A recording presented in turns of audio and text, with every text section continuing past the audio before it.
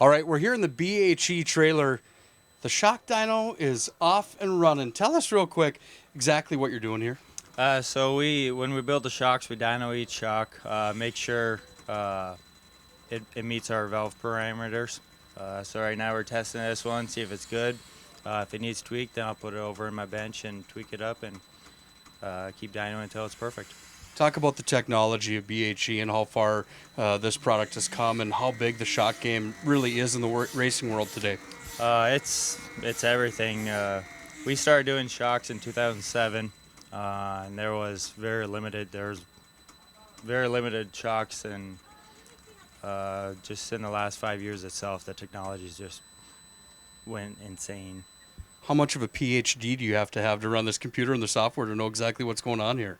Well, I have my degree in elementary education, so I have that for dealing with the racers.